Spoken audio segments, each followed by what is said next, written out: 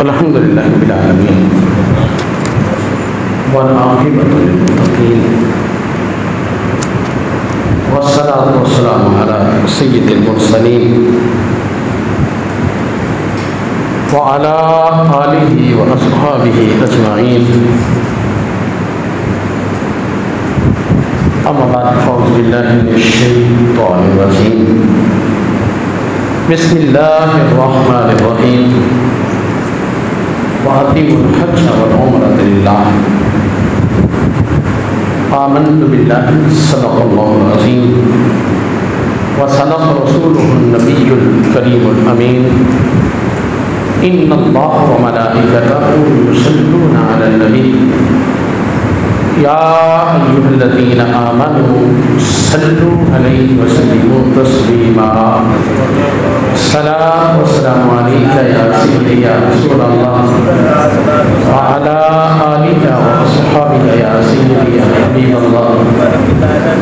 सलाम व सलाम अलैका या शफ़ीअल मुज़निबीन व अला आलिका व अस्हाबिका या रहमतल लिल आलमीन। मौलाया सल्लि व सल्लिम दाइमन अबदा अला हबीबिका खैरिल खल्क़ि कुल्लिहिम मुहम्मदुन सय्यिदुल कौनैनि वल थक़लैन वल फ़रीक़ैनि मिन उर्बin व मिन अजमी। मौलाया सल्लि व सल्लिम दाइमन अबदा अला हबीबिका खैरिल खल्क़ि कुल्लिहिम। मुअज़्ज़ज़ व मुकर्रम सामिल इकराम, हज के हवाला से हमारी गुफ्तगू जो है वो चल रही थी कि अलैहिस्सलाम ने हज की बहुत ज़्यादा जो है वो फजीलत जो है वो बयान फरमाया कि अल्लाह तबारक तआला हाजी के सारे गुनाहों को माफ़ फरमा देता है और जिसके लिए वो दुआ करता है अल्लाह ताला उसके भी गुनाहों को माफ़ फरमाता। तो फरमाया कि हाजी जब केंकरियाँ मारता है तो हर एक केंकरी के बदले में अल्लाह तबारक तआला उसका एक कबीरा गुनाह माफ़ फरमाता। तो फरमाया जो कुर्बानी की जाती है उसके हर बाल के बदले में अल्लाह नेकी अता फरमाता। यहाँ तक कि मेरे अलैहिस्सलाम ने शाह फरमाया हाजी जो है अपने ख़ानदान के 400 लोगों की शिफाअत करेगा। 400 लोग, इतना बड़ा ख़ानदान, 400 लोग, बहुत कम ख़ानदान होंगे, इतने छोटे छोटे तो ख़ानदान होंगे। अगर बड़े भी हों तो कितने के बड़े हो जाएंगे? 400। एक हाजी जो है जिसका हज अल्लाह की बारगाह में कबूल हो गया है, तो फरमाया 400 उसके ख़ानदान के जो लोग हैं उनकी शफाअत अल्लाह ताला उसे अता हो। 400 लोगों की वह शफाअत करेगा। और अलैहिस्सलाम ने इसी और भी जो है हदीस मुबारक इस हवाले से जो है इरशाद फरमाई।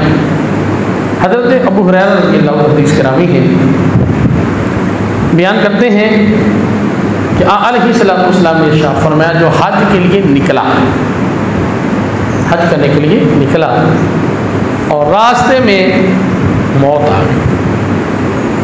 बहुत से हाजी ऐसे हैं इंतकाल कर जाते हैं, बहुत से वाक़यात भी ऐसे हो जाते हैं। ज़ाहिर है जहाँ 35-40 लाख बंदा इकट्ठा होता है तो कोई ना कोई बात मसला भी बन जाता है। तो अलैहिस्सलाम ने शाह फरमाया हज के लिए निकला और उस रास्ते में मौत आ गई। क़यामत तक उसके लिए हज करने का अल्लाह सवाब अता फरमाता है। वो गया, रास्ते में फौत हो गया, लेकिन जितने हज जाएंगे अल्लाह तबारक व तआला हर हज का सवाब जो है उसको अता फरमाएगा। और फरमाया जो उम्रा के लिए निकला और रास्ते में फौत हो गया तो अलैहिस्सलाम ने इरशाद फरमाया, क़यामत तक उम्रा करने वाले का सवाब अल्लाह उसे अता फरमाता है। और उसके बाद इरशाद फरमाया, और जो जिहाद में गया और शहीद हो गया, उसके लिए क़यामत तक फौत हो गया, यानी रास्ते में था कि फौत हो गया, तो फरमाया क़यामत तक अल्लाह तबारक व तआला उसे गाजी का सवाब अता फरमाता है। तो हज, उम्रा, जिहाद बहुत बड़ी फजीलत है। अल्लाह तबारक व तआला हर किसी को नसीब फरमाए। अलैहिस्सलाम की हदीस मार्का है, एक और वैत है, अलैहिस्सलाम ने इरशाद फरमाया, तो इस राह में हज या उम्रा के लिए निकला और फौत हो गया, उसकी पेशी नहीं होगी, उसकी पेशी, उसे बुलाया नहीं जाएगा, पेशी नहीं होगी। और अलैहिस्सलाम ने इरशाद फरमाया, ना ही उसका हिसाब होगा, उसे बुलाया भी नहीं जाएगा, चल भी हिसाब दे, नहीं बुलाया भी नहीं जाएगा। और अलैहिस्सलाम ने इरशाद फरमाया, उसका हिसाब भी नहीं लिया जाएगा, हिसाब भी नहीं होगा। और फरमाया उसे कहा जाएगा, जा तू जन्नत में दाखिल होगा। तो नेकी के रास्ते में जब निकलता है बंदा, अल्लाह तबारक व तआला भी फिर उसे जो है अपने गैर के खजानों से जो है वो उसका अजर अता फरमाता है। अलैहिस्सलाम की हदीस बात है, हज़रत इस्लाम ने इरशाद फरमाया, जिसे हज करने से ना हाजत ज़ाहिरा माने हुई, ना बादशाह जालिम, ना कोई ऐसा मर्ज जो रोक दे, यानी उसे कोई प्रॉब्लम नहीं है। दूसरे लफ्ज़ों में समझिए, ना वो मरीज़ है कि जा नहीं सकता, ना कोई बादशाह जो है वो जालिम है कि हज करने के लिए बेचता नहीं है, ऐसा मामला भी नहीं है। और पैसे भी उसके पास हैं, वो खर्च कर सकता है।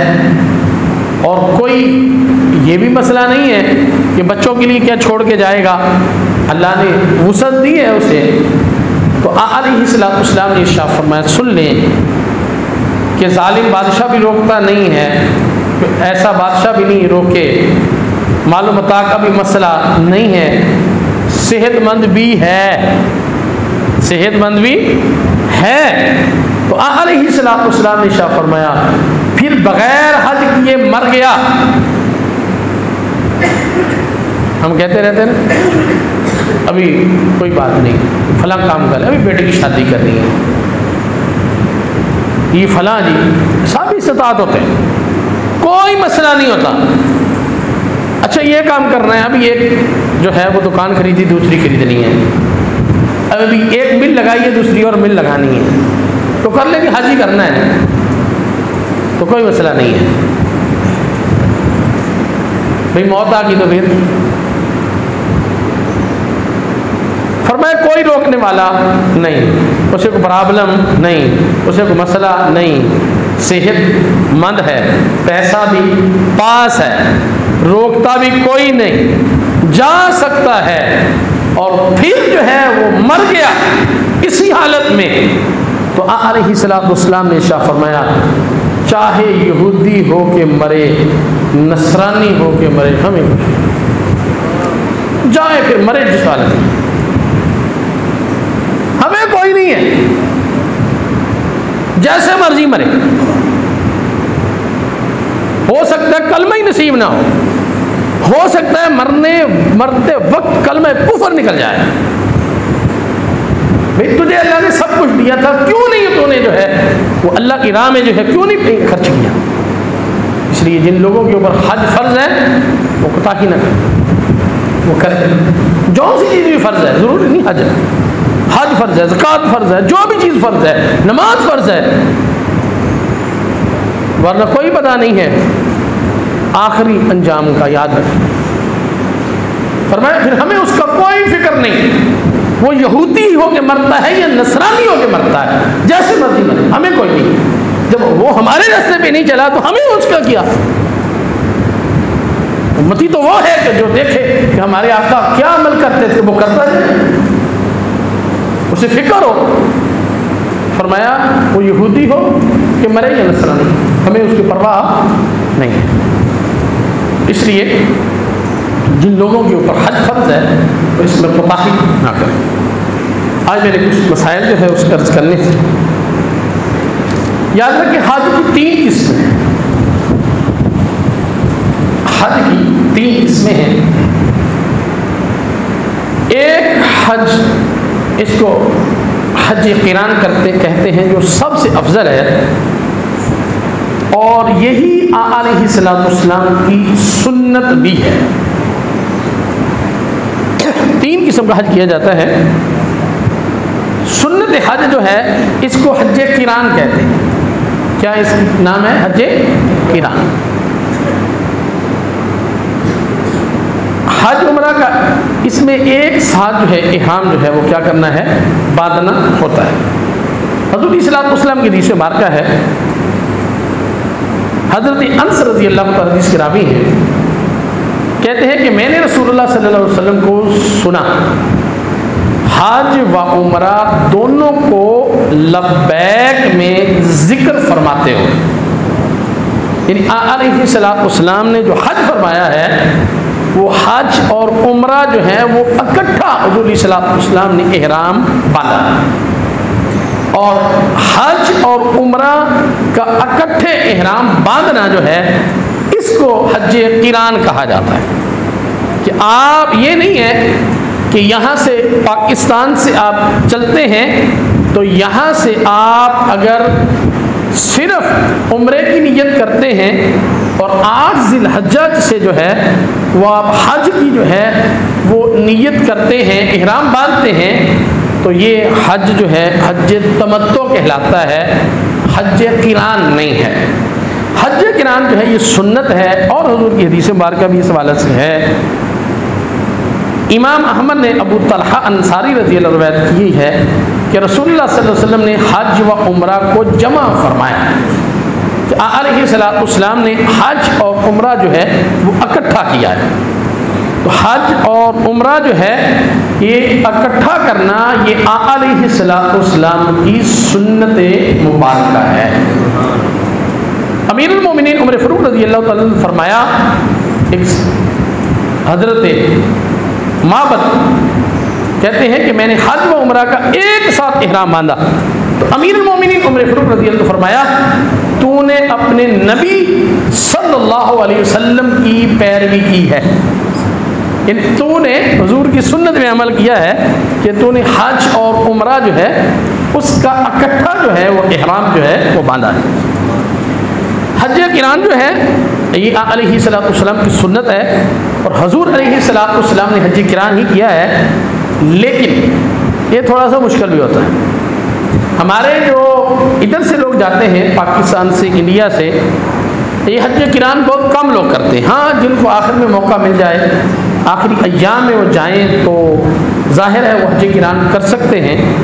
लेकिन जो पहले चले जाते हैं उनके लिए मुश्किल होता है।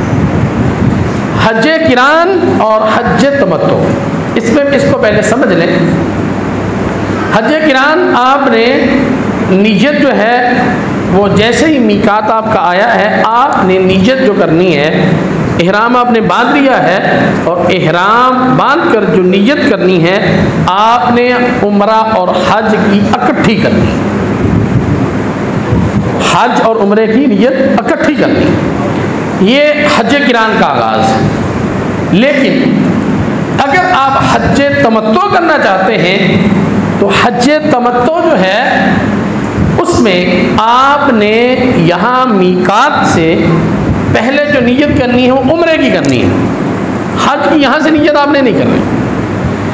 हज तमत्तो में आपने जाकर उम्रा करने के बाद आपने हलक या तकसीर करवाकर जो है वो आपने इहराम खोल देना है और आम कपड़े पहन लेने हैं और फिर 8 ज़िलहज्जा को या 7 ज़िलहज्जा को, जो भी वहाँ की रूटीन हो, जो मौलम आपका कहे आपको, तो आपने दोबारा इहराम जो है वो बांधना है, और दोबारा इहराम बांध कर जो है आपने हज की नीयत जो है वो करनी है।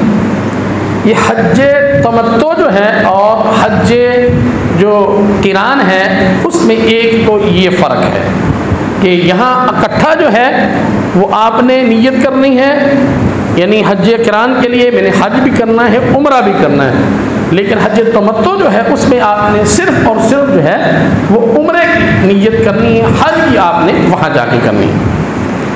याद रखें कि जब आप यहाँ से पाकिस्तान से जाने लगे, खुशनसीब लोग हैं जिन्हें अल्लाह ये सआदत अता फरमाता है, उसमें बाद लोग ऐसे करते हैं कि जैसे ही इहराम बांधते हैं और उसी वक्त जो है वो नीयत भी कर लेते हैं। भाई उसी वक्त नीयत ना करें, इहराम बांध लें, आपने नफल पढ़ लें, नीयत ना करें आप।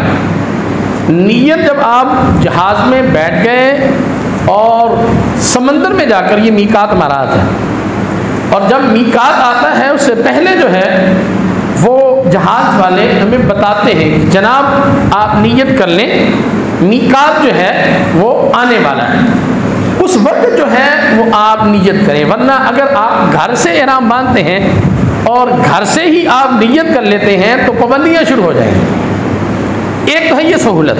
हाँ, अगर कोई शख्स कहता है जी मैं घर से ही जो है वो नीयत करके जाना चाहता हूँ तो जा सकता है, मना नहीं है, उसका एक फ़ायदा भी है। फ़ायदा ये है कि जैसे ही आप नीयत करेंगे आपको उसका सवाब मिलना शुरू हो जाएगा। तो एक उधर पाबंदियों का भी है, वो जैसे आप चाहते हैं आप कर सकते हैं, यानी इसमें कोई सख्ती नहीं है कि आप इहराम जो है वो एयरपोर्ट पे बांधते हैं, उसी वक्त नीयत करना चाहें तो चाहें, आपको सवाब मिलना वहाँ से शुरू हो जाएगा। लेकिन अगर आप ये चाहते हैं कि मीकात से पहले जो है आप नीयत करें तो आप उस वक्त भी उसकी नीयत कर सकते हैं, और फिर जो है वो आप इहराम की जो पाबंदियाँ हैं आप पर जो है फिर लागू हो जाएंगी। हज तमत्तो जो है उसमें जैसे ही आपने जाना है जाके उम्रा करना है। उम्रे में आप जाएंगे, जद्दा एयरपोर्ट से आपको जो है वो मक्का में पहुंचाया जाएगा, और आगे जो है वो जहाँ भी रहायश है आप अजीज़िया में है, जहाँ भी आपको रहायश मिलती है वहाँ जाकर आपने जो है वो उम्रा करना है। सबसे पहले जो काम है वो उम्रे का है। उम्रा हरम में आपकी हाज़िरी है, और खाना काबा में कोशिश करें कि जो पहली नज़र खाना काबा के ऊपर पड़े तो फिर जो है वो दिल खोल कर अल्लाह की बारगाह में दुआएं मांगे। बाद लोग छोटी सी दुआ मांग के चलो, नहीं भाई खूब दुआएं मांगे। खाना काबा में नज़र पड़ी है तो बैठ जाए एक तरफ, सबके लिए दुआएं मांगे, अपने लिए भी दुआएं मांगे, जितनी दुआएं मांग सकते हैं दुआएं मांगे। वो मालिक तो करीम है ना, मांगते जाओ और रब अता फरमाता जाता है, उसके खजाने में भी कमी है। तो इसमें कंजूसी नहीं करनी चाहिए, दिल खोल के दुआएं मांगनी चाहिए। अब आपने जो है वो दुआएं की हैं, दुआएं करने के बाद जो है आप तवाफ करेंगे। तवाफ में आपने ज़ाहिर इहराम बांधा होता है, इसमें इस्तिबा किया जाता है। इस्तिबा क्या होता है, वो आप जो है ये दायां कंधा जो है अपना आपका जो है इसके ऊपर चादर नहीं होती, बल्कि ये नीचे से लाकर जो है बाएं कंधे भी आप दोनों उसके हिस्से डाल लेते हैं। इसको इस्तिबा कहा जाता है। इसमें कानून याद रख लें, इस्तिबा जो है जिसमें तवाफ के बाद आपने सही करनी हो उसमें इस्तिबा होता है, और जिसमें आपने सही नहीं करनी उसमें इस्तिबा जो है वो नहीं होता। वो आम जो है वो आप जो तवाफ करते हैं उसमें इस्तिबा नहीं है। जिसमें आपने आगे सही करनी है, आप उम्रा कर रहे हैं, और भी जिसमें सही है, तवाफ़ ज़ियारा है या जो भी है, आप तवाफ जिसमें कानून ज़हन में रख लें कि जिसमें आपने तवाफ की बात सही करनी है उसमें आप इस्तिबा करेंगे, और जिसमें सही नहीं उसमें इस्तिबा भी नहीं है। आपने करने के बाद जो है वो हजर अस्वद से आपका जो है वो तवाफ़ का आगाज़ होगा।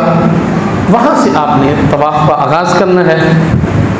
वहाँ जो है वो बाद लोग कोशिश करते हैं कि हम जो है बोसा ले लें।